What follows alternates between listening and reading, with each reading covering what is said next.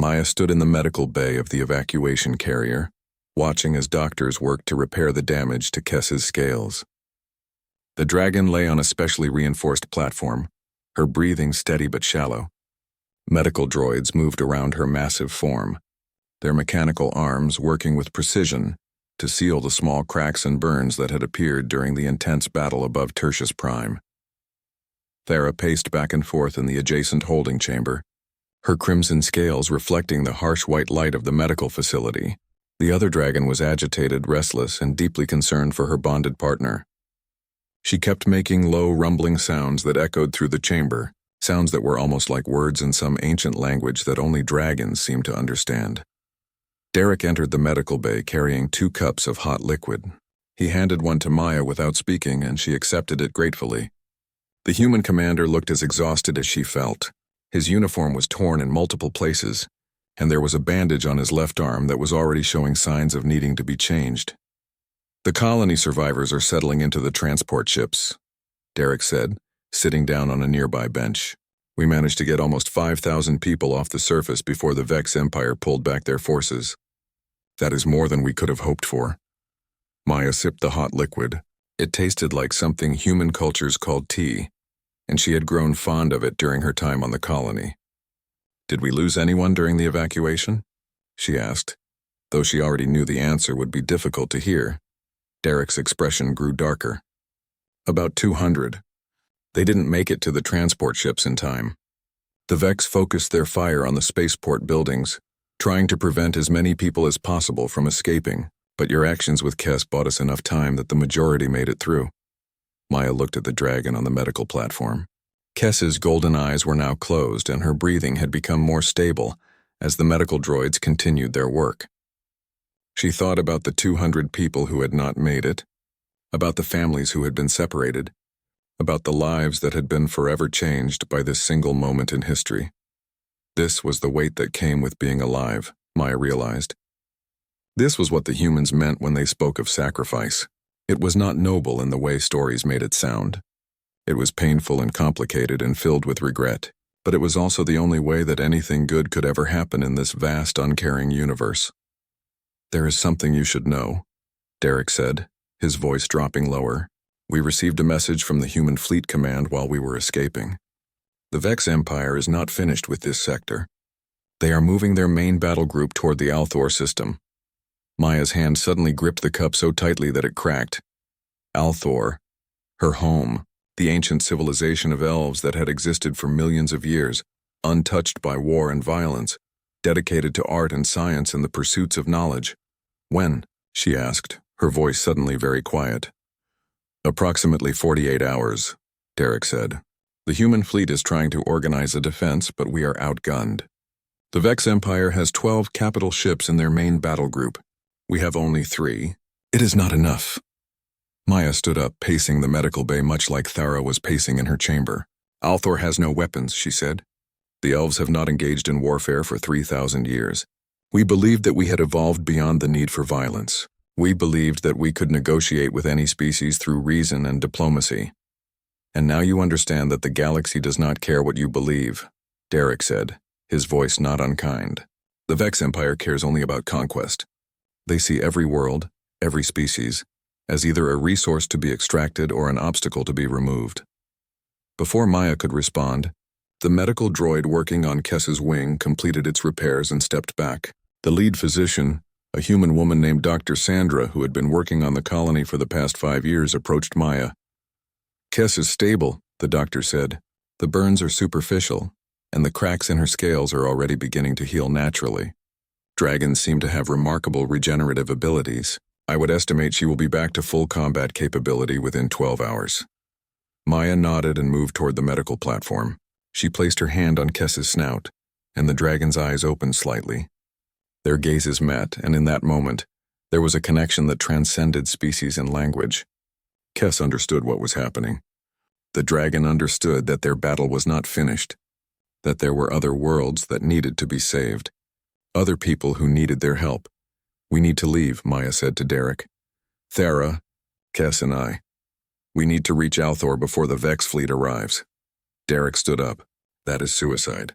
3 against 12 capital ships? You would not stand a chance. Alone, no, Maya agreed. But what if we do not go alone?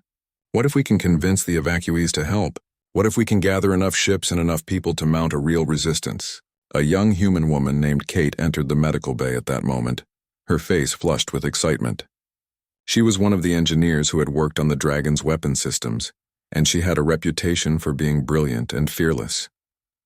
I have been looking at our options, Kate said without preamble. We have 3 transport ships, 4 military vessels, and approximately 100 civilian ships that have been carrying refugees and traders. If we can coordinate them, we could form a combat fleet of maybe 130 vessels. Derek looked skeptical. Most of those civilian ships have no weapons. They would just be targets. Then we protect them, Maya said. We use the military ships as a shield. We use the Dragon's mobility to strike at weak points in the Vex formation. We use the fact that we are desperate and they are arrogant. The Vex Empire has conquered 17 systems in a year because they have never encountered serious resistance. They believe that their military superiority is absolute. Kate's eyes lit up. A psychological warfare component. We make them doubt themselves. Exactly, Maya said. Humans are masters at this from what I have studied. You fight not just with weapons but with ideas and tactics and the ability to adapt on the fly. Derek walked to the window of the medical bay and looked out at the vast fleet of ships that was traveling together through space. He could see the transport vessels carrying thousands of survivors. He could see the civilian ships full of families and goods and hopes for the future. He could see the military ships with their weapons fully armed and ready for combat. If we do this, Derek said slowly, we need to know that we have no backup. If we fail, everyone on these ships will be killed or enslaved. The Vex do not take prisoners. We already know the cost of failure, Maya said quietly. I am thinking of my home. I am thinking of the millions of elves who live in Althor, who have never known war, who believe that their great age and wisdom will protect them. I am thinking of everything that could be lost if we do nothing. There was a long silence in the medical bay. The only sounds were the soft beeping of the medical equipment and the occasional rumble from Thara in the adjacent chamber. Finally, Derek turned back to face Maya. All right, he said. We will try. We will gather as many ships as we can, and we will head toward Althor. We will attempt to organize a defense. But I am warning you now, Maya, if this fails, the blood of thousands will be on both of our hands. I know, Maya said, and she felt the weight of those words settle over her like a heavy cloak. Over the next 8 hours, the fleet was reorganized. Military ships moved to the outer positions, creating a protective shell around the civilian and transport vessels. Kate and her team of engineers worked frantically to install improved communication systems across all the ships, allowing them to coordinate their movements and attacks. Maya spent her time moving between the vessels, explaining the situation to the evacuees and military commanders, convincing them that they could actually win if they fought together with courage and intelligence. Kes had recovered faster than expected, and she spent the time bonding with Thara, the 2 dragons engaging in long sequences of communication that seemed to involve both sounds and flashes of color across their scales. Maya could not understand their language, but she could feel the intensity of their emotions through their connection to her mind. They were ready. They wanted to fight. They wanted to protect. When the time came to leave Tertius Prime and journey toward Althor, the entire fleet began moving through space together, a collection of ships both great and small, carrying humans and dragons and the last hopes of a species that refused to surrender to tyranny. Kes and Thara flew alongside the main group, their massive forms visible to every ship in the fleet. They were a symbol of hope and defiance, a reminder that even in the face of overwhelming odds, it was possible to fight back. As they jumped into hyperspace, Maya stood on the observation deck of the lead military vessel and watched the stars shimmer and distort as the ship passed through the barrier between normal space and the faster-than-light channels that connected the galaxy. Somewhere ahead, the Vex fleet was moving toward Althor. Somewhere ahead, her home was preparing for an invasion that its people believed could not be prevented. And somewhere ahead, the future of both species would be decided in blood and fire, and the choices that brave individuals made when faced with you. The approach to Althor took longer than expected. The heterogeneous fleet of human, civilian, and refugee ships could not move as quickly as a pure military force would have been able to move. Every jump through hyperspace had to be carefully coordinated to keep the slower vessels from falling too far behind. Every movement had to be calculated to ensure that the entire group stayed together. Maya spent most of her time in the communications center, coordinating with the Althor Defense Command. The responses she received became increasingly desperate, and confused as the gravity of the situation became apparent to the Elven leadership. The ancient cities of Althor existed in perfect harmony with their world's ecosystem. The architecture was grown rather than built, shaped by elves working in concert with the natural forces of their planet over the course of millennia. The weapons that humans used so casually did not exist in Elven society. Their defense systems were designed to protect against natural disasters and cosmic radiation, not military assault. When Maya finally connected with the Council of Elders, the oldest and wisest members of her species, she found them struggling to comprehend what she was telling them. The lead elder, a being named Valthus who had lived for over 8,000 years, spoke to her through the communication channel. "Maya," Valthus said, his voice carrying the weight of ages, "you are telling us that we must prepare for war. This is something our people have not known for 3,000 years. We have forgotten how to fight. Our young ones have never held a weapon. Our teachers have taught us that violence is a symptom of species that have not yet evolved beyond their baser instincts. The Vex Empire does not care about our level of evolution," Maya responded, keeping her voice steady and calm. "They care only about expanding their territory and their power. I understand that this is difficult to accept, but if we do not mount a defense, Althor will fall. The Vex will either enslave our people or destroy us entirely." There was a long silence from the other end of the communication channel. When Valthus spoke again, his voice was heavy with resignation. "What do you need from us?" "Evacuate the most vulnerable members of our population," Maya said. "The very young, the very old, those with medical conditions. Prepare them to leave the planet if necessary. At the same time, organize those who are willing to fight. Humans from this fleet can help train them. We have limited time, but we can make a difference." When the fleet finally emerged from hyperspace near Althor, the planet appeared exactly as Maya remembered it. The world was colored in shades of blue and green, with vast oceans and continents covered in elaborate forests and cities that seemed to grow organically from the landscape itself. It was the most beautiful world Maya had ever seen, and the thought that it might soon be consumed by fire and conquest made her chest tight with emotion. But there was no time to linger on such feelings.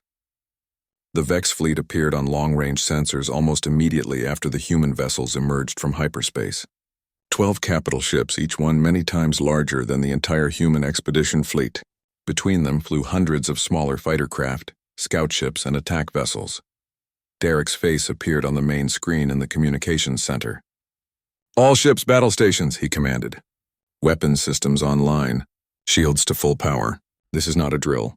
I repeat, this is not a drill." The evacuation carriers began moving toward the planet's upper atmosphere, trying to reach the designated landing zones where evacuees could be transported to shelters deep underground. The military vessels moved to intercept positions, forming a defensive line between the Vex fleet and both the evacuation ships and Althor itself. Maya accessed the local communications channel with Kess and Thara. Both dragons were flying at high altitude, having been released from the military vessel just moments before.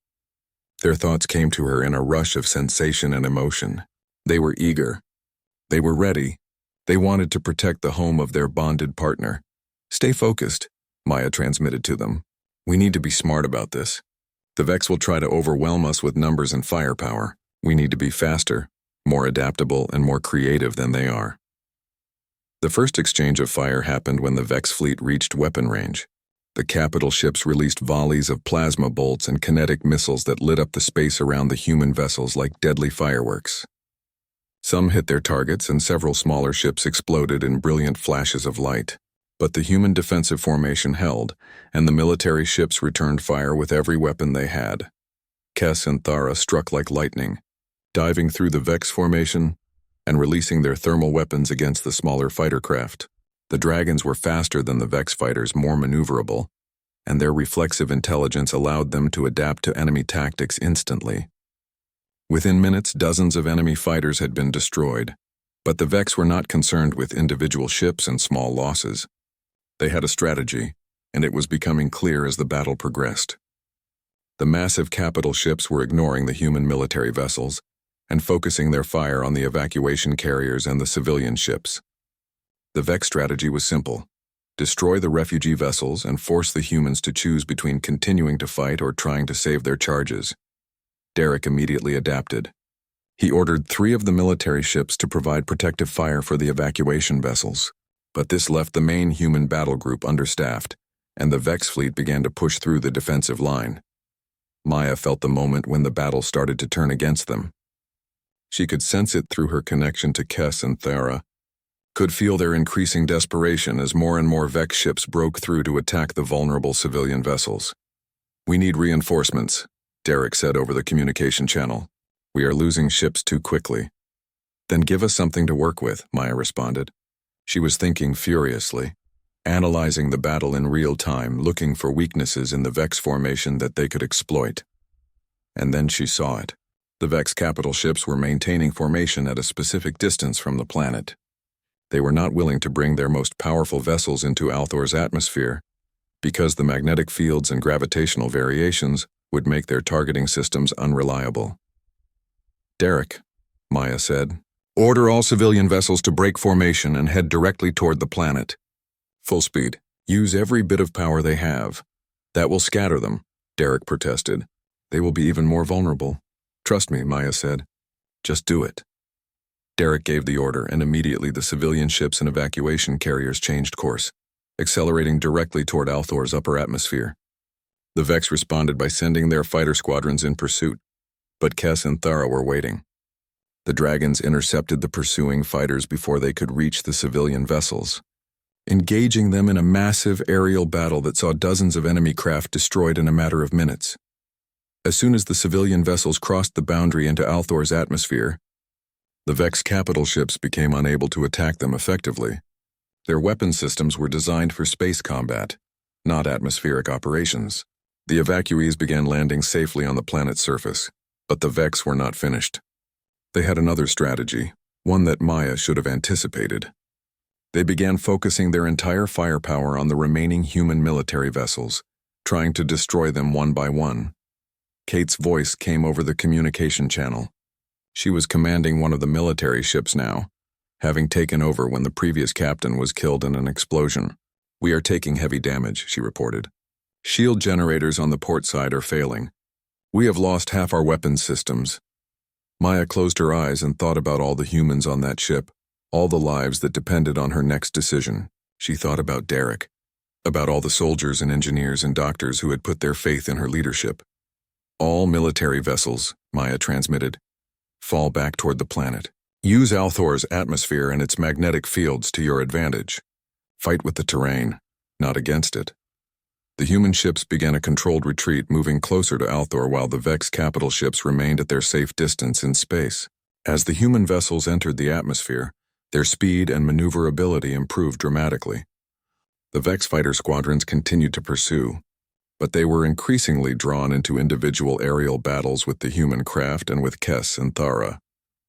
Over the course of the next several hours, the battle became a complex dance of attack and retreat, of sacrifice and adaptation.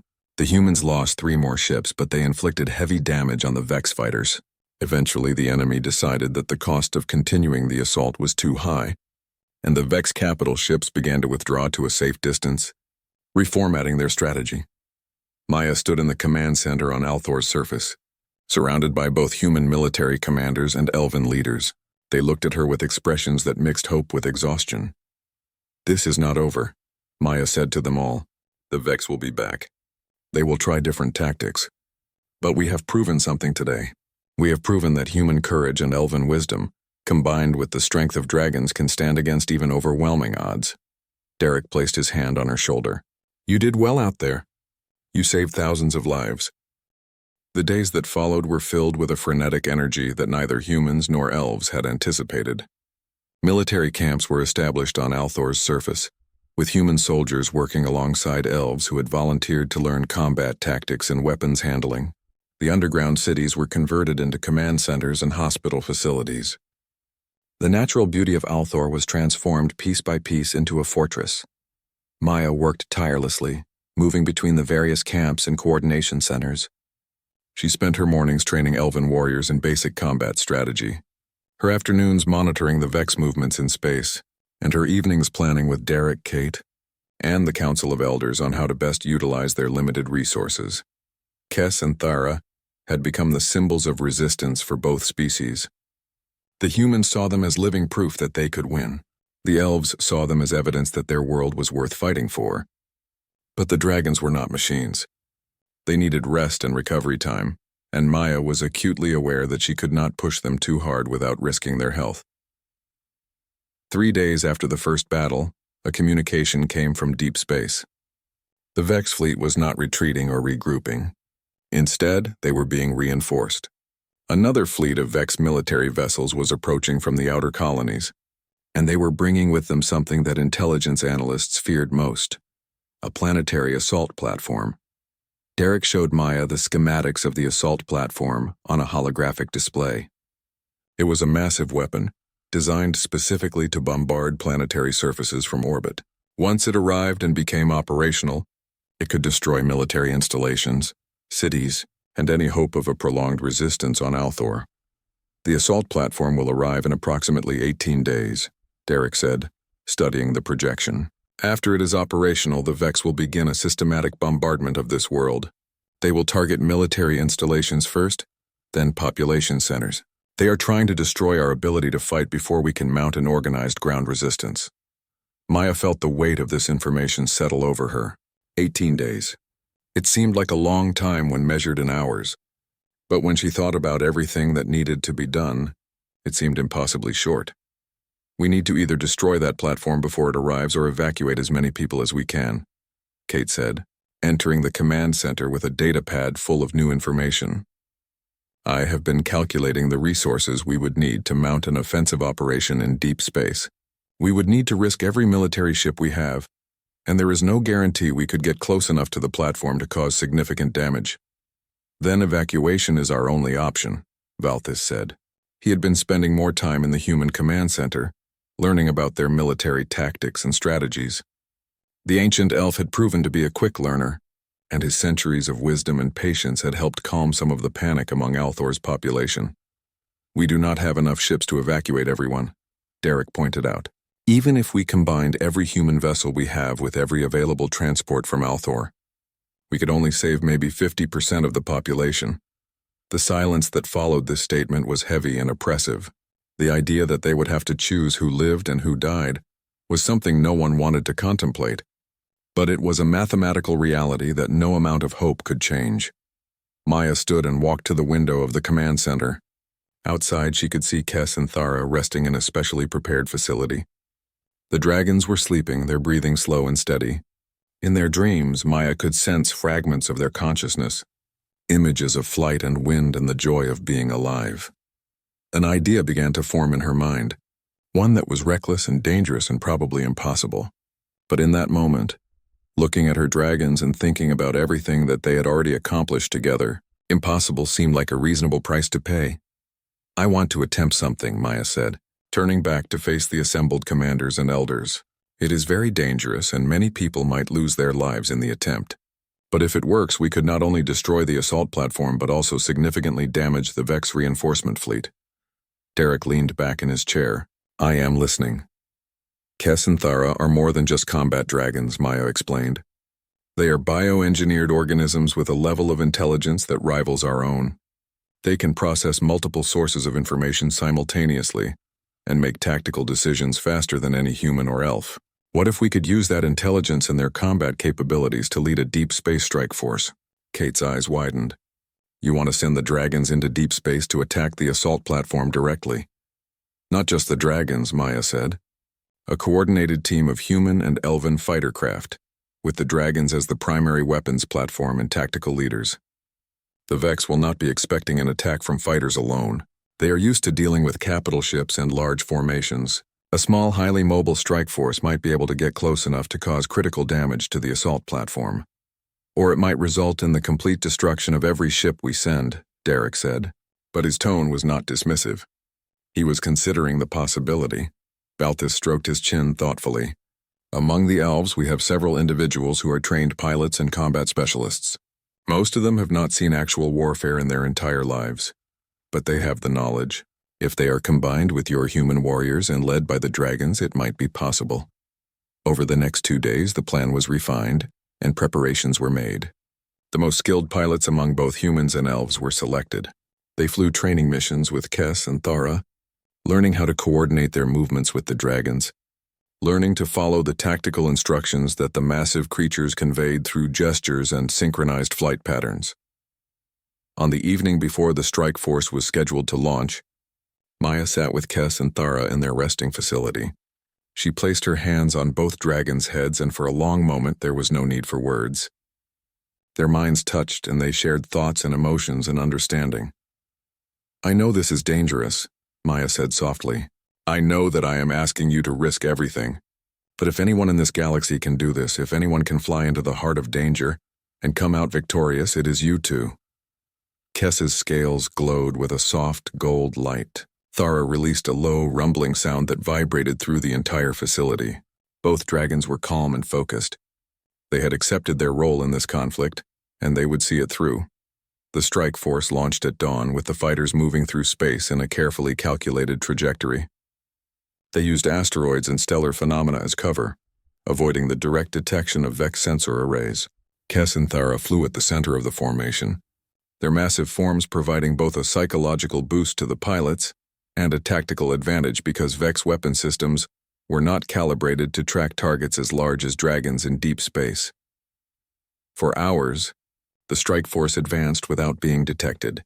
The assault platform grew larger and larger on their view screens, a massive weapon platform bristling with defensive guns and sensor arrays. Then, suddenly, alarms began blaring throughout the formation. The Vex had detected them. Fighter squadrons began launching from the assault platform's hangars.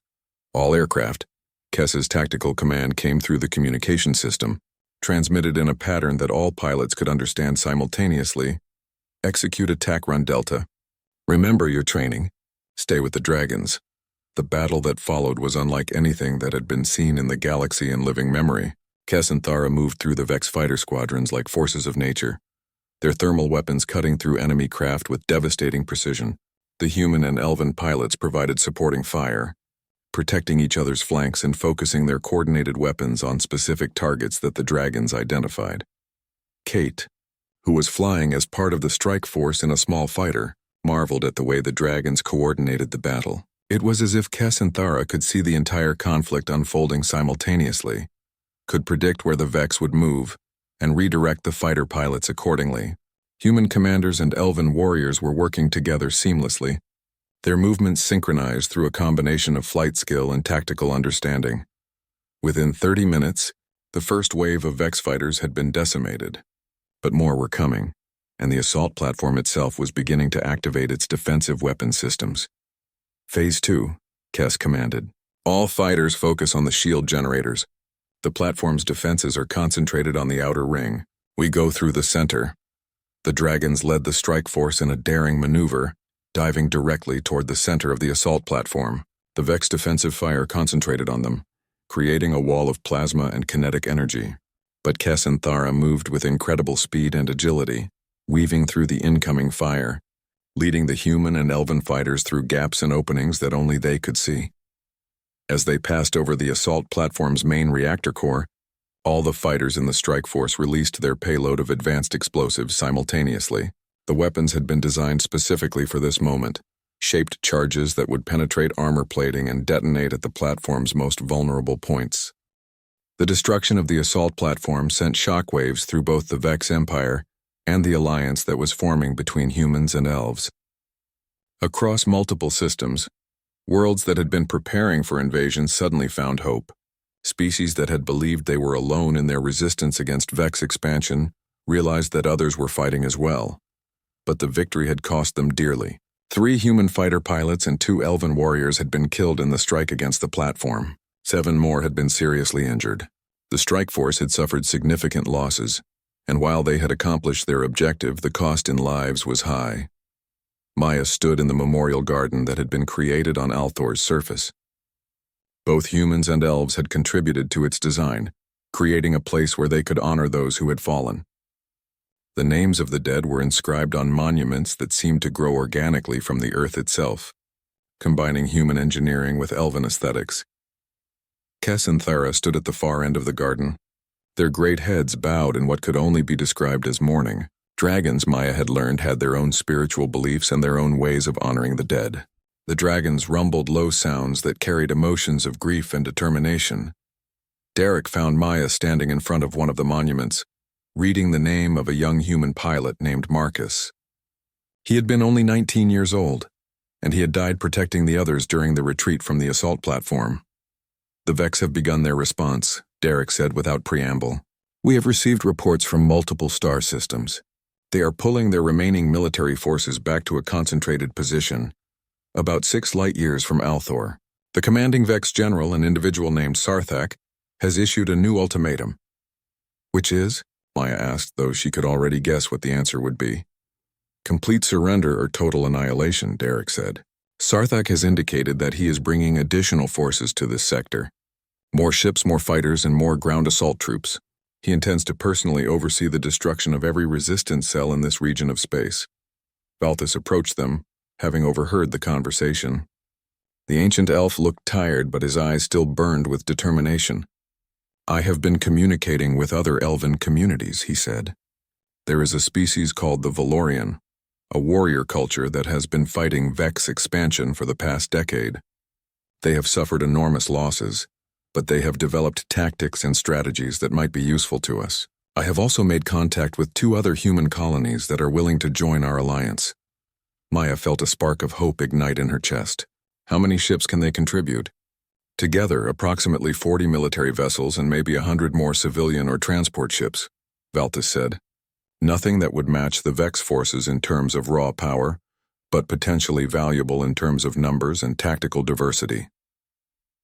Over the next several weeks, the Resistance Alliance grew. More species joined. More worlds sent representatives and military assets. The concept of resistance against the Vex Empire began to spread throughout the sector, until what had started as a handful of desperate humans and elves had become something larger, more significant, and more threatening to the Vex strategic goals. But the Vex did not wait passively for the resistance to grow stronger. They launched a series of targeted attacks on the colonies that had joined the alliance. They attacked communication hubs, destroyed supply lines, and attempted to eliminate the leadership of the resistance movement. It was during one of these attacks that Maya discovered something new about Kes and Thara. The dragons were not just intelligent and capable combatants. They possessed something that could only be described as a form of extrasensory perception. They could sense Vex movements before the ships appeared on conventional sensors. They could anticipate enemy tactics before they were executed. It was as if the dragons were operating on a level of awareness that transcended normal space and time. "It is a form of hive consciousness," Kate explained, after running extensive tests on the dragons.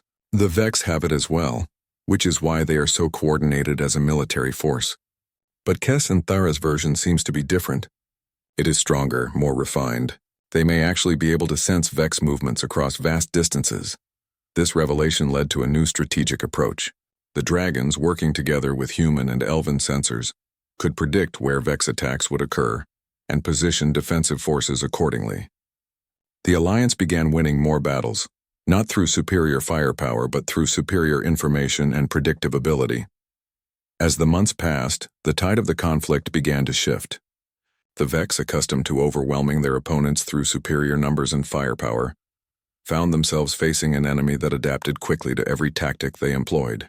The alliance learned from every engagement, refined their strategies, and became more cohesive with each passing week. General Sarthak, the Vex commander, became increasingly frustrated. He issued order after order for more aggressive attacks, but the alliance proved resilient. And at the center of every successful defense, at the heart of every pivotal victory, were the dragons. Finally, Sarthak decided to take a different approach. He challenged Maya directly, sending a message across all communication channels that announced that he wanted a one-on-one combat between himself and the Dragon Rider of the Resistance. The battle would determine the fate of the entire conflict. Victory would mean the end of the war. Derek was adamantly opposed to the idea. "It is a trap," he argued.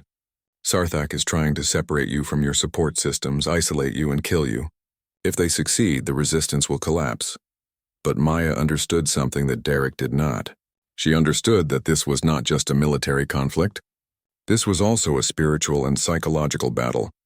The Vex Empire had built its power on the belief that its military superiority was absolute, that no species could stand against their combined might. If she could defeat Sarthak, if she could demonstrate that an individual committed to justice and freedom could stand against the most powerful military force in the galaxy, then the entire foundation of Vex power would be undermined. "I accept the challenge," Maya transmitted back to Sarthak's fleet. The duel was arranged for neutral space, away from any planet or colony. The Vex fleet and the Alliance fleet both positioned themselves at a safe distance, creating a spherical arena where the combat would take place. On the day of the battle, Maya flew out in a small combat vessel, Kes and Thara flying alongside her. The two dragons had been given special permission to attend the combat, though they would not be allowed to directly participate unless Sarthak violated the terms of the engagement. General Sarthak emerged from his flagship in a massive combat suit, a piece of technology that combined armor plating with advanced weapon systems. He was a towering figure, easily 3 times the height of Maya, and his weaponry was sophisticated and lethal. But as Maya stepped out of her vessel in a standard combat suit designed for zero-gravity flight, she felt no fear. She felt only clarity and purpose. She had trained for this moment her entire life, though she had not known it at the time. The battle began with Sarthak launching a barrage of plasma bolts and kinetic missiles.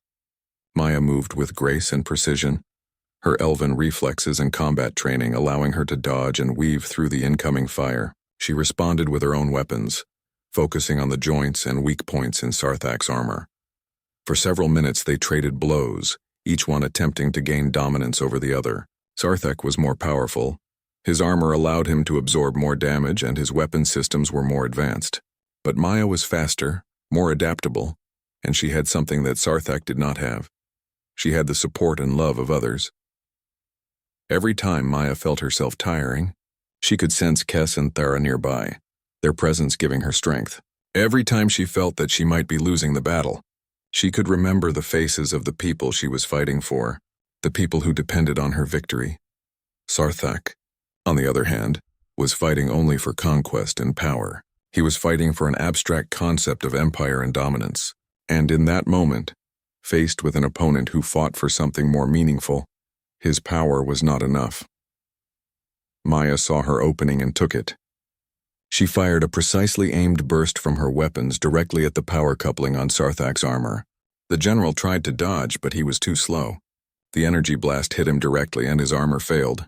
Sarthak tumbled through space, his systems failing, his power gone. In that moment, General Sarthak was not a powerful military commander anymore. He was just a being, alone and defeated, facing the consequences of his own choices. Maya could have destroyed him. She could have ended his life and eliminated the threat of his continued command, but as she looked at him tumbling through space, she made a different choice. "I am transmitting your surrender to the Vex fleet," she said over the communication channel. "Your war is over, Sarthak. Accept it." There was a long silence. Then slowly, Sarthak's remaining forces began to broadcast a signal indicating that they were standing down. The fleet that had seemed so invincible, so unstoppable, suddenly went silent and still. 6 months had passed since the defeat of General Sarthak and the end of the immediate threat to the Alliance. The sector had entered a period of cautious peace, though everyone understood that this peace was fragile and temporary. The Vex Empire still existed elsewhere in the galaxy, and they would not forget their defeat. Maya stood on the highest point of Althor's capital city, looking out across the vast landscape that she had grown to love over the past months. The city was being rebuilt and transformed. Where there had been military camps and defensive installations, there were now being constructed new structures designed by both humans and elves, structures that blended the best of both cultures and aesthetics. Kes and Thara rested on a large platform that had been specially designed to accommodate their massive forms. The dragons had become celebrities throughout the Alliance, recognized and honored by every species that had joined the resistance. But they remained, as always, most devoted to Maya. Derek approached carrying 2 cups of the tea that had become a regular part of their daily ritual together. The human commander had been promoted to the rank of general, and had been given responsibility for coordinating the military forces of the entire alliance. But he had not forgotten his friendship with Maya. "I have received news from the human government," Derek said, sitting down beside Maya. "They are officially recognizing Althor as a sovereign ally of the human colonies. More than that, they want to establish a joint research facility here, dedicated to studying the nature of dragon biology and the nature of the bond between dragons and intelligent beings." Maya smiled. That would be a fitting legacy for Kes and Thara. They have already changed so much. Now they can help others understand that harmony and cooperation is possible between very different species. "There is something else," Derek continued. "The Valorian have requested that you visit their homeworld. They want to honor you as a hero of their people. They have been fighting the Vex for so long with so few allies that your victory here has given them hope that they might actually win their own war." Maya nodded slowly. She was beginning to understand that her role in this conflict was not simply to be a warrior or a commander. Her role was to be a symbol of something greater, something that transcended species boundaries and individual conflicts.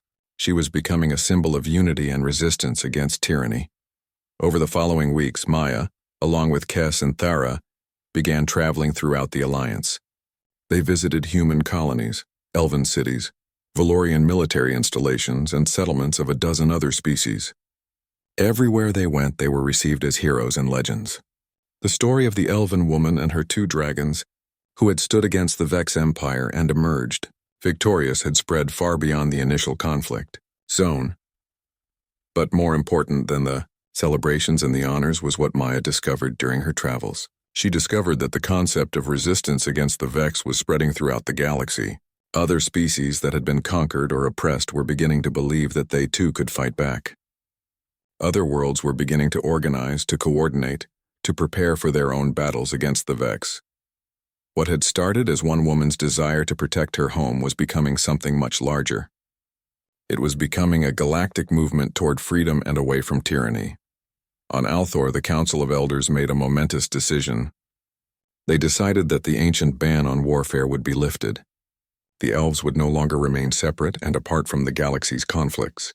Instead, they would engage actively in the defense of freedom and the protection of innocent life.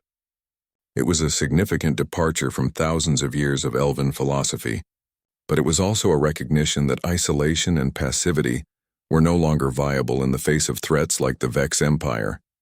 Valthus, the most ancient of the elders, placed his hand on Maya's shoulder when he announced this decision to her. "You have taught us something that we had forgotten," he said. "You have reminded us that power without the willingness to use it in defense of others is meaningless. The humans have given us something precious, something we had lost in our long isolation. They have given us purpose." During this period, Maya also began to understand something about the dragons that had not been apparent before. Kes and Thara were not just remarkable creatures. They were the beginning of something new. The bioengineers who had created them had been part of a larger project. A project designed to create a new species. A species that could bridge the gap between different intelligent beings, that could facilitate communication and cooperation where there had previously been conflict. In a way, Maya realized this was exactly what had happened. Kes and Thara had not just been weapons. They had been catalysts for change, agents of transformation that had brought humans and elves together, that had united species that had never worked together before. But the most profound discovery came when Maya finally understood the full extent of the dragon's abilities. Kes and Thara could not just sense Vex movements across space. They could actually communicate with other creatures, other intelligences across vast distances. There were other dragons, other creatures like them, existing in remote regions of the galaxy, and they were beginning to awaken to their potential. Kate discovered this during one of her research sessions with the dragons. She came running into the command center with excitement bright in her eyes. "Maya, Derek, you need to see this," she said, projecting data across the holographic display. "The dragons are not unique. There are at least 17 other locations where similar creatures exist. Creatures that are beginning to show signs of the same level of consciousness and the same communication abilities." "What are you saying?" Derek asked. "I am saying that someone, somewhere in the galaxy, has been creating a network of super-intelligent creatures designed to eventually unite the galaxy against the Vex threat," Kate explained. Kess and Thara are not accidents or even just the products of one research facility. They are part of a larger design, a larger plan. Maya felt something shift in her understanding of the universe. Someone, somewhere, had been preparing for this conflict long before the Vex Empire had threatened Althor. Someone had been putting pieces into place, creating tools and agents that would eventually come together to fight against tyranny and oppression. Can we make contact with these other creatures? Felthus asked. I believe Kess and Thara already have, Kate said. Look at their neural patterns. They are active in wavelengths that our normal communication systems do not use. I believe they are already coordinating with the other dragons. Over the next several months, a network of communication was established between dragons across multiple star systems. Each dragon, it seemed, had been placed strategically in regions where the Vex posed a threat. Each dragon was beginning to awaken to its potential, beginning to understand its role in the larger conflict. What emerged from this network was the beginning of a true galactic alliance, not just a collection of individual species fighting for their own survival, but a coordinated effort involving dozens of species and countless individual worlds, all united in their determination to resist the Vex Empire and establish a new order in the galaxy based on cooperation rather than domination. A year after the initial attack on Tertius Prime, Maya found herself standing in a vast amphitheater on Althor, addressing representatives from over 50 different species. They had come together to form what they were calling the Galactic Alliance for Freedom, an organization dedicated to resisting Vex expansion and promoting peaceful cooperation between different species. We have learned that the Vex Empire is powerful, but they are not unstoppable, Maya said, looking out at the assembled representatives. We have learned that when different species work together, when we combine our strengths and respect our differences, we can achieve things that seemed impossible. Kess and Thara are no longer just two exceptional dragons. They are symbols of what can happen when we refuse to accept tyranny, when we refuse to let fear determine our future. The dragons stood on either side of her, their gold and crimson scales shining in the light of Althor's sun. They were not just her companions anymore.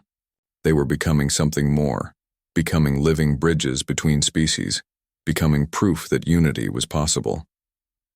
After the speech, Maya spent time alone with Kess and Thara in their habitats. She placed her hands on both dragons' heads and their consciousness merged with hers, as it had so many times before. We have started something important, Maya said silently through their bond. I do not know where this will lead, but I know that we will face it together. Thara's thoughts came to her golden and warm. The dragon was content, fulfilled, knowing that her existence had meaning and purpose. Kess echoed those feelings, and they were joined by something more. A sense of connection to the other dragons scattered across the galaxy, each one beginning their own journey toward change and transformation. As evening fell on Althor, Maya looked up at the stars. Somewhere out there, the Vex Empire was recovering from its defeat, preparing its next moves. But somewhere else in the galaxy, other beings were awakening to their potential, other species were coming together, other dragons were being born into consciousness.